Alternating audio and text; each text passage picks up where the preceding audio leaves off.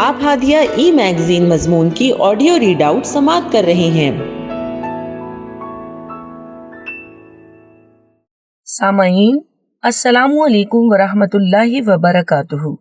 میں رافعہ فرحت ہادیہ کے شمارہ جنوری 2026 کے مضمون کی آڈیو پروگرام میں آپ کا استقبال کرتی ہوں۔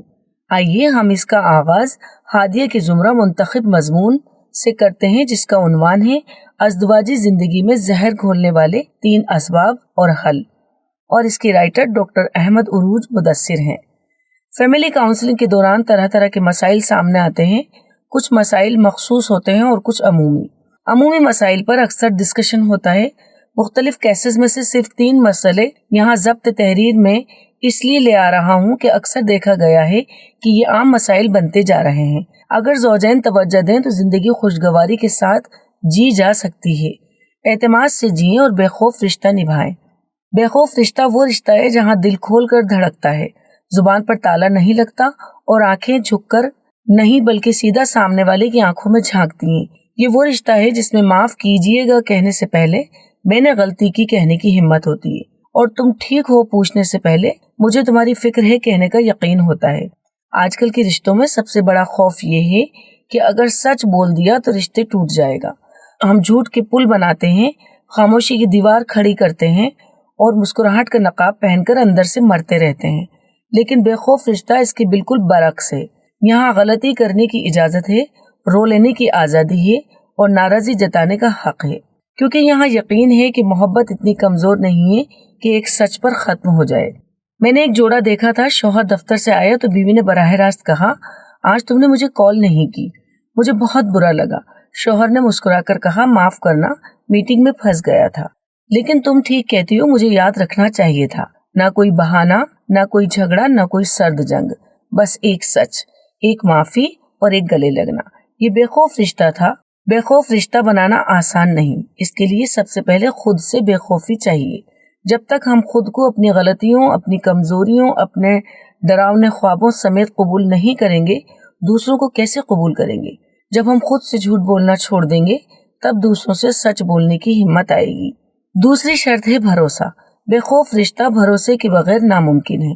جب آپ کو یقین ہو کہ سامنے والا آپ کا سچ سن کر آپ کو چھوڑے گا نہیں بلکہ آپ کے ساتھ کھڑا ہوگا، تب آپ دل کھول کر بولتے ہیں، اور جب آپ بولتے ہیں تب رشتہ گہرا ہو جاتا ہے۔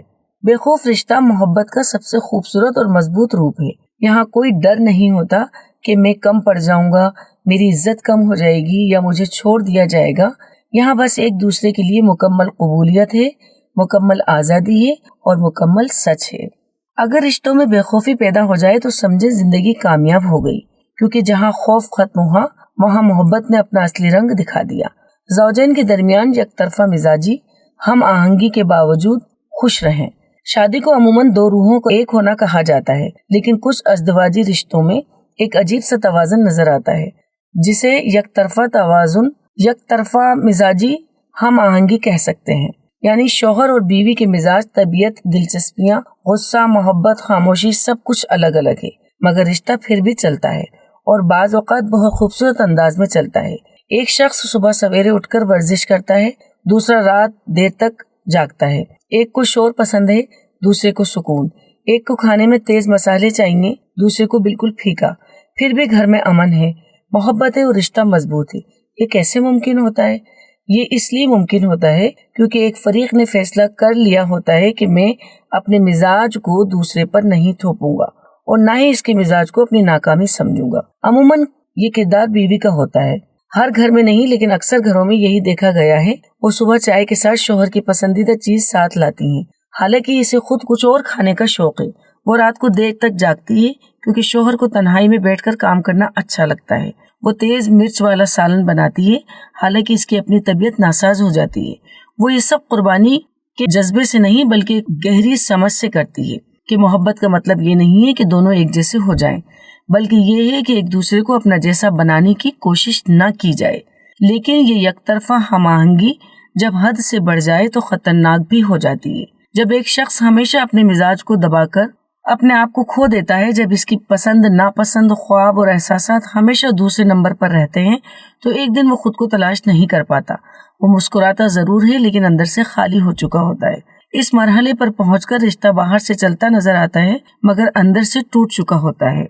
हकीकी हम आहंगी वो नहीं जहां एक शख्स हमेशा झुक जाए, बल्कि वो है जहां दोनों फरीक एक दूसरे की मिजाज को समझे, एहतराम करें और जहां मुमकिन हो एक दूसरे के रंग में कुछ रंग मिलाएं। मिसाल के तौर पर शौहर को देर रात जागना पसंद है तो बीवी कभी कभार इसके साथ बैठकर बात कर ले। बीवी को अगर सुबह जल्दी उठना अच्छा लगता है तो शौहर हफ्ते में एक दिन इसके साथ चाय पी ले। एक को अगर तेज खाना पसंद है तो दूसरा कभी कभार इसकी पसंद का सालन बना ले और दूसरा भी कभी फीका खाना खा ले। ये छोटी छोटी तब्दीलियां एक तरफा हम आहंगी को दो तरफा बना देती हैं। रिश्ता फिर भी मुकम्मल तौर पर एक जैसा नहीं होता क्योंकि इंसान मुख्तलिफ होते हैं, लेकिन अब वो रिश्ता दबाव का नहीं इंतखाब का होता है। मिजाजी हम आहंगी अज़दवाजी जिंदगी का एक खूबसूरत मरहला हो सकता है, लेकिन इसे मुस्तकिल उसूल नहीं बनाना चाहिए।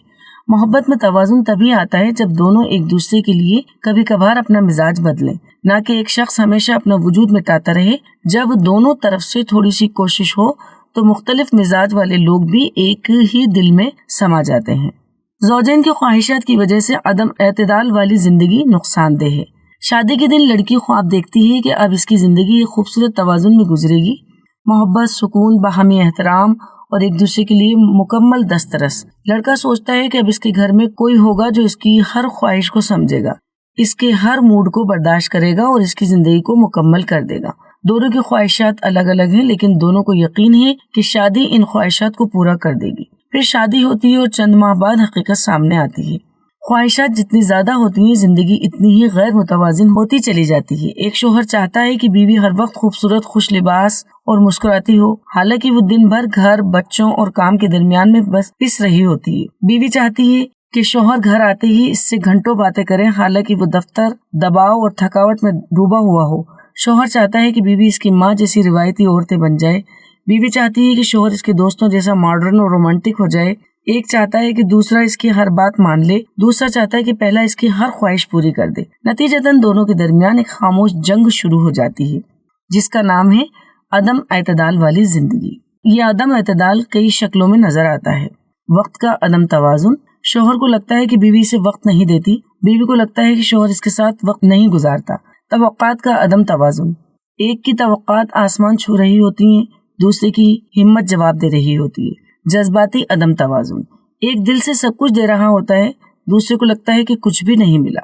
जिस्मानी अदम तवाजुन। एक की ख्वाहिशात बढ़ती जाती हैं, दूसरा थकावट, सर दर्द या बच्चों की वजह से पीछे हट जाता है। ये सब ख्वाहिशात का नतीजा है। हमने शादी को एक ख्वाहिश पूरी करने वाली मशीन समझ रखा है। हम भूल जाते हैं कि सामने वाला भी इंसान है, इसकी भी अपनी हुदूद है, इसकी अपनी थकावट है, इसका अपना मूड है। जब तक हम दूसरे से अपनी हर ख्वाहिश पूरी कराने की कोशिश करते रहेंगे, जिंदगी अदम एतदाल का शिकार रहेगी। एक खातून ने मुझे बताया कि मैंने सोचा था कि शादी के बाद मेरा शौहर मुझे हर वक्त प्यार करेगा, मुझसे हर बात शेयर करेगा, लेकिन वो दफ्तर से आकर थक हार कर सो जाता है। मैं इससे नाराज रहती हूँ। फिर एक दिन मुझे एहसास हुआ कि मेरी ख्वाहिश ही मुझे दुख दे रही है। जब मैंने इससे कम तवक्कात रखनी शुरू की, तब जाकर मुझे सुकून मिला। एक साहब ने कहा, मैं चाहता था कि मेरी बीवी हर वक्त तैयार रहे, हर वक्त मेरी तरफ मुतवज्जा रहे, लेकिन जब मैंने देखा कि वो बच्चों को संभालने में कितनी थक जाती है, तो मेरी ख्वाहिश खुद ब खुद कम हो गई। हकीकत ये है कि जब तक हम अपनी ख्वाहिशात को हक न समझे बल्कि उन्हें ख्वाहिश ही रहने दें, तब तक जिंदगी में तवाजुन नहीं आ सकता। ज़ौजैन की जिंदगी में एतदाल तब आता है जब हम दूसरे से कम मांगे और ज्यादा दें। हम दूसरे की हालत को समझें, न कि सिर्फ अपनी ख्वाहिश को अहम समझें। हम ये मान लें कि हर ख्वाहिश पूरी होना जरूरी नहीं। हम एक दूसरे के लिए बेहतरीन बनने के बजाय हकीकी बनना सीखें। ख्वाहिशात जिंदगी का हिस्सा हैं, लेकिन जब वो हद से बढ़ जाएं, तो जिंदगी को अदम एतदाल का शिकार कर देती हैं। शादी ख्वाहिशों को पूरा करने के लिए नहीं, एक दूसरे के साथ सुकून से जीने के लिए होती है। जब हम ये समझ जाएंगे, तब हमारी अज़दवाजी जिंदगी में वो तवाजुन आएगा जिसका ख्वाब हमने शादी से पहले देखा था। हादिया मजमून की ऑडियो समाअत करने के लिए शुक्रिया। उम्मीद है कि आपको पसंद आया होगा। हमें आपके मशवरे का इंतजार रहेगा। अपना मशवरा, तबसरा और मज़ामीन editor@hadia.in पर इरसाल करें और हादिया ई मैगजीन के मज़ामीन को पढ़ने के लिए वेबसाइट www.hadia.in सब्सक्राइब करें। इंशाअल्लाह हम अगले हादिया ई मैगजीन के शुमारे से दिलचस्प मज़ामीन की ऑडियो लेकर हाजिर होंगे। तब तक के लिए इजाजत। अल्लाह हाफिज।